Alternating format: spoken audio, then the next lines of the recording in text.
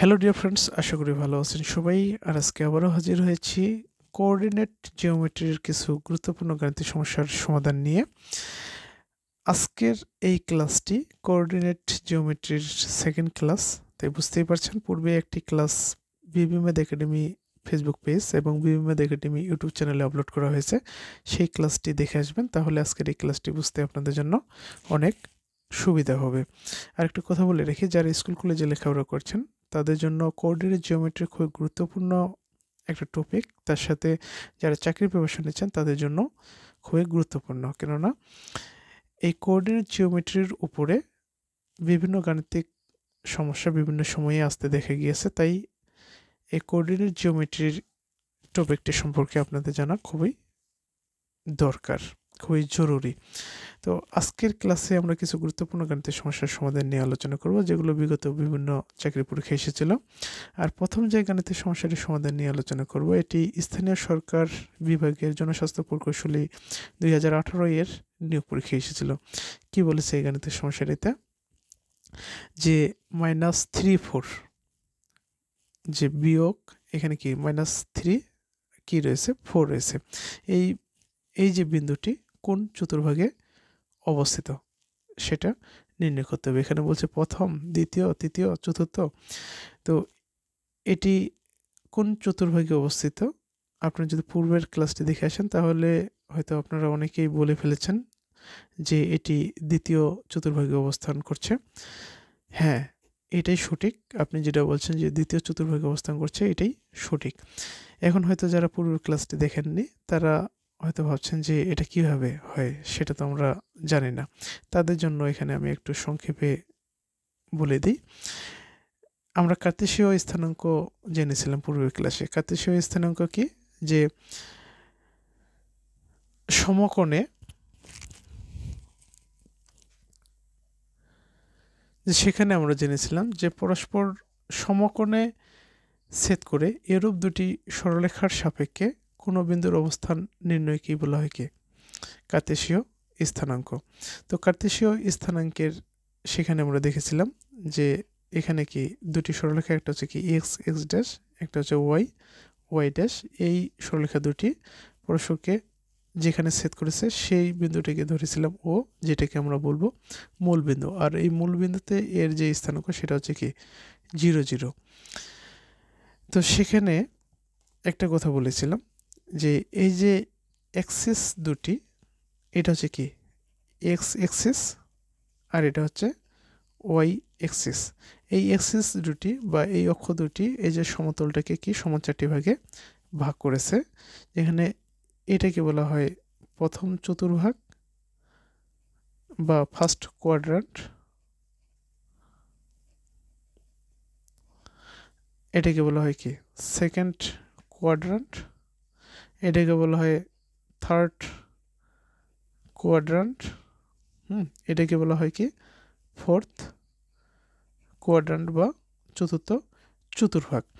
তো আমরা সেখানে বলেছিলাম এই মূলবিন্দু থেকে ডানে যদি যাওয়া হয়, অর্থাৎ মূলবিন্দুর ডানে যে এক্সের যে মানগুলো সেগুলো সবগুলোই কী হবে পজিটিভ, আর মূলবিন্দু থেকে বামে এক্সের যে মানগুলো সেটা কী হবে নেগেটিভ।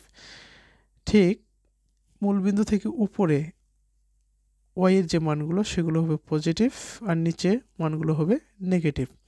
তো সেখানে দেখেছিলাম প্রথম চতুর্ভাগে কোনো বিন্দুর স্থানাঙ্ক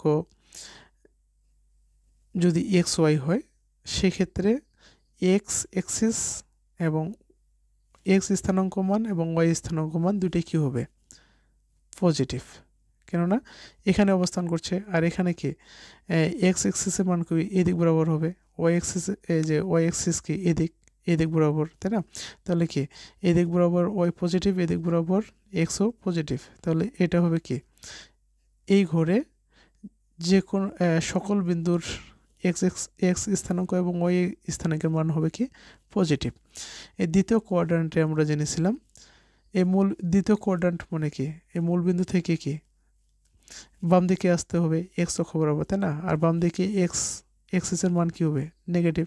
তাহলে এই বরাবর যদি কোনো একটা বিন্দুর অবস্থান করে তার যে এক্স স্থানাঙ্কের মান সেটা হবে নেগেটিভ, আর উপরের দিকে যেহেতু এই ঘরে অবস্থান করছে তার মানে কি এই ওয়াই এক্সিসের মান কি উপরের দিকে কি পজিটিভ, তাহলে ওয়াই এক্সিসের মান হবে পজিটিভ। এখানে যদি অবস্থান করে তো এই বরাবর এক্স এর মান কি নেগেটিভ, এই বরাবর ওয়াই এর মান হচ্ছে কি নেগেটিভ, তাহলে এখানে এই থার্ড কোয়াড্রান্টে এক্স এবং ওয়াই এর মানও কী হবে নেগেটিভ নেগেটিভ। ফোর্থ কোয়াড্রান্টে এখানে যদি অবস্থান করে তাহলে কি এই বরাবর আসতে হবে, এখানে আসতে গেলে তাই না, এই বরাবর কি এক্স এর মান কি পজিটিভ আর এই বরাবর ওয়াই এর মান হচ্ছে কি নেগেটিভ, তাহলে চতুর্থ কোয়াড্রান্টে এক্স স্থানাঙ্কের মান পজিটিভ, ওয়াই স্থানাঙ্কের মান হবে কি নেগেটিভ। তো আমরা এই যে কোয়াড্রান্টের প্রথম চতুর্ভাগে আমরা জেনেছিলাম এক্স স্থানাঙ্ক ওয়াই স্থানাঙ্কের নাম হবে কি পজিটিভ পজিটিভ, দ্বিতীয় কোয়াড্রান্টে এক্স স্থানাঙ্কের মান হবে কি নেগেটিভ, ওয়াই স্থানাঙ্কের মান হবে পজিটিভ, তৃতীয় কোয়াড্রান্টে এক্স স্থানাঙ্কের মান হবে নেগেটিভ, ওয়াই স্থানাঙ্কের মানও কি হবে নেগেটিভ, চতুর্থ কোয়াড্রান্টে আমরা দেখেছিলাম এক্স স্থানাঙ্কের মান পজিটিভ, ওয়াই স্থানাঙ্কের মান হচ্ছে নেগেটিভ। এখানে দেওয়া রয়েছে -3 4, তাহলে -3 বলতে কি কোন দিকে আসবে, -3 বলতে কি এক্স স্থানাঙ্কের মান হচ্ছে -3, তার মানে কি মূল বিন্দু থেকে কোন দিকে যাবে এক্স ড্যাশ বরাবর যাবে তাই না, -3 একক মানে কি এই -1 -2 -3 একক, এটা -1 -2 -3 ঠিক এই বরাবর আসতেছে। তারপর হচ্ছে কি 4, এখানে কি +4, তার মানে কি এই যে ওয়াই অ্যাক্সিস বরাবর উপরের দিকে যাবে, যেহেতু উপরের দিকে কি ওয়াই এর মান কি পজিটিভ, নিচের দিকে ওয়াই এর মান হচ্ছে কি নেগেটিভ তাই না, উপরের দিকে পজিটিভ, তাহলে উপরের দিকে 1 একক 2 একক 3 একক 4 একক। এখন এখান থেকে ঠিক আমরা লম্ব আঁকবো, এখান থেকে লম্ব আঁকবো, যেখানে ছেদ করবে সেখানেই হবে কি -3 4। তাহলে এই যে -3 4 এই বিন্দুটি কোথায় অবস্থান করছে, এটা কি এটা যে প্রথম কোয়াড্রান্ট বা প্রথম চতুর্ভাগ, এটা কি দ্বিতীয় চতুর্ভাগ না, দ্বিতীয় চতুর্ভাগ, তাহলে এই বিন্দুটা কোথায় অবস্থান করছে দ্বিতীয় চতুর্ভাগে। তাহলে এই বিন্দুটা দেখি এখন এই বিন্দুটা কোন চতুর্ভাগে অবস্থান করছে, এটি সাধারণ বীমা কর্পোরেশন 2023 এর নিয়োগ পরীক্ষা এসেছিল। এই যে এক্স ড্যাশ এটা হচ্ছে কি এক্স হচ্ছে ওয়াই ড্যাশ যেখানে ছেদ করছে সেটা হচ্ছে মূল বিন্দু, এর স্থানাঙ্ক হবে 0 0, অর্থাৎ এখানে এক্স স্থানাঙ্কের মানও 0, ওয়াই স্থানাঙ্কের মানও 0। এখন -3 -5, -3 বলতে কি এক্স স্থানাঙ্কের মান হচ্ছে -3, তাহলে -3 কোন দিক, এই দিক তো পজিটিভ, এক্স এর মান এদিকে নেগেটিভ, তাহলে কি -1 একক -2 একক -3 একক -5 এই যে ওয়াই স্থানাঙ্কের মান -5, আমরা কি জানি উপরের দিকে ওয়াই স্থানাঙ্কের মান কি পজিটিভ, নিচের দিকে কি ওয়াই স্থানাঙ্কের মান হচ্ছে নেগেটিভ, তাহলে কি -5 মানে কি নিচের দিকে, তাহলে -1 একক -2 একক -3 একক -4 একক -5 একক তাই না। তাহলে আমরা এখান থেকে কি করবো লম্ব আঁকবো, এখান থেকে লম্ব আঁকবো, যেখানে ছেদ করবে এখানে হবে ওই বিন্দুটা, তাহলে এই যে বিন্দুটা এটা হচ্ছে কি -3 -5, তাহলে -3 -5 এই যে কোয়াড্রান্টের কোন চতুর্ভাগে অবস্থান করছে তৃতীয় চতুর্ভাগে তাই না, এটা হচ্ছে কি প্রথম, এটা দ্বিতীয়, এটা হচ্ছে কি তৃতীয়, এটা হচ্ছে চতুর্থ চতুর্ভাগ, তাহলে এই বিন্দুটি তৃতীয় চতুর্ভাগে অবস্থান করছে। কি আশা করি বুঝতে পেরেছেন। এখন যদি এমনটা বলতো যে 3 -5 এই বিন্দুটি কোন চতুর্ভাগে অবস্থান করছে, তাহলে কি হইতো +3, তার মানে কি +3 মানটা কোন দিক হবে, যেহেতু এখানে এক্স স্থানাঙ্কের মান কি পজিটিভ, তাহলে এই মূল বিন্দু থেকে ডান দিকে যাব 1 একক 2 একক 3 একক 1 2 3 এই বরাবর আসবে -5 কোন দিকে উপরের দিকে কি পজিটিভ, নিচের দিকে হচ্ছে কি নেগেটিভ, তাহলে -5 বলতে কি নিচের দিকে আসবে -1 একক -2 একক -3 -4 -5, তার মানে কি এখানে আমরা লম্বকে নিই ঠিক এখান থেকে একইভাবে লম্বকে নিই, যেখানে ছেদ করবে সেই বিন্দুটি হবে কি 3 -5, তাহলে এই বিন্দুটা কোথায় অবস্থান করছে চতুর্থ চতুর্ভাগে তাই না, তাহলে এই বিন্দুটা চতুর্থ চতুর্ভাগে অবস্থান করছে। এখন আরেকটা গাণিতিক সমস্যা দেখি, এখানে বলে কি এক্স অক্ষের উপর ওয়াই অক্ষ হতে 3 একক দূরে অবস্থিত কোনো বিন্দুর স্থানাঙ্ক কোনটি, কি বলছে এক্স অক্ষের উপর ওয়াই অক্ষ হতে 3 একক দূরে অবস্থিত। এই যে বলছে এক্স অক্ষের উপর, এই যে এক্স অক্ষের উপর মানে কি, এটা এক্স, এটা ওয়াই, এটা হচ্ছে কি ওয়াই ড্যাশ। এই এক্স অক্ষের উপরের কথা বলছে, এক্স অক্ষের উপর। আবার বলছে কি এক্স অক্ষের উপর মানে কি এই এক্স অক্ষের উপর, হ্যাঁ। আবার ওয়াই অক্ষ হতে 3 একক দূরে, এই এই যে ওয়াই যে অক্ষটা রয়েছে এটা কি মূলবিন্দু, এই ওয়াই অক্ষ হতে 3 একক দূরে, 1 2 3, এই যে ওয়াই একক, ওয়াই একক হতে 3 একক দূরে, যেহেতু 3 কি পজিটিভ তাহলে কোন দিক হবে, এই দিক হবে। 1 2 3 বলছে কি দূরে অবস্থিত কোনো বিন্দুর স্থানাঙ্ক, এই যে ওয়াই অক্ষ হতে 3 একক দূরে, 1 2 3 3 একক দূরে এই বিন্দুটার স্থানাঙ্ক কত হবে। এখানে দেখেন, এখানে বলছে এক্স অক্ষের উপর অবস্থিত, এই যে এক্স অক্ষের উপর অবস্থিত মানেই তো ওয়াই ইকুয়াল টু কি হবে 0, এক্স অক্ষের উপর অবস্থিত মানেই ওয়াই ইকুয়াল টু কি হবে 0। আর ওয়াই অক্ষ হতে 3 একক দূরে, তার মানে ওয়াই অক্ষ হতে 3 একক দূরে, এটা কি এক্স স্থানাঙ্ক হচ্ছে কি 3। আর যেহেতু এক্স এক্স অক্ষের উপর অবস্থিত তাহলে ওয়াই কি হবে 0 হবে। তাহলে এই যে বিন্দুটা, এই বিন্দুটার স্থানাঙ্ক হবে 3 0। কি এই বিন্দুটার অ্যান্সার আমরা কি দেখেছি কোথায়, তৃতীয়, তাই না, এটা কি তৃতীয়। আর এটা যে অ্যান্সার সেটা হচ্ছে কি ক। আশা করি বুঝতে পেরেছেন। এখানে এটাকে আর একটু ক্লিয়ার করার জন্য আমি বলি, এখন যদি এমনটা হইতো যে এক্স অক্ষের উপর ওয়াই অক্ষ হতে 5 একক দূরে যদি বলতো, দূরে অবস্থিত কোনো বিন্দুর স্থানাঙ্ক এক্স অক্ষের উপর ওয়াই হতে 5 একক দূরে, তাহলে কি হইতো এখানে, এই যে এক্স অক্ষের উপর উপর ওয়াই অক্ষ হতে 5 একক দূরে মানে 1 2 3 4 5, তাহলে এখানে হইতো, তাহলে এখানে এই বিন্দুটার স্থানাঙ্ক কি হইতো এক্স অক্ষ বরাবর কি 5, যেহেতু এটা এক্স অক্ষের উপর অবস্থিত তাহলে ওয়াই ইকুয়াল টু কি হইতো 0 হইতো। এখন যদি বলতো এক্স অক্ষের উপর অবস্থিত ওয়াই অক্ষ হতে -5 একক দূরে অবস্থিত কোনো বিন্দুর স্থানাঙ্ক, তাহলে -5 যদি বলতো তাহলে কি হইতো, -5 হইলে কোন দিকে হইতো, এই যে ওয়াই অক্ষ হতে -5 মানে কি এই দিকে হইতো, তাহলে কি -1 -2 -3 -4 -5, তাহলে এখানে হইতো কি -5। আর যেহেতু এটা এক্স অক্ষের উপর অবস্থিত তাহলে কি ওয়াই স্থানাঙ্কের মান হইতো কি 0। ঠিক একইভাবে কিন্তু আসতে পারে, কীরকম, এখানে হয়তো বলতে পারে যে ওয়াই অক্ষের উপর এক্স অক্ষ হতে 3 একক দূরে অবস্থিত কোনো বিন্দুর স্থানাঙ্ক কত, ওয়াই অক্ষের উপর অবস্থিত, কিন্তু এখানে কি বলছে যে ওয়াই অক্ষের উপর অবস্থিত,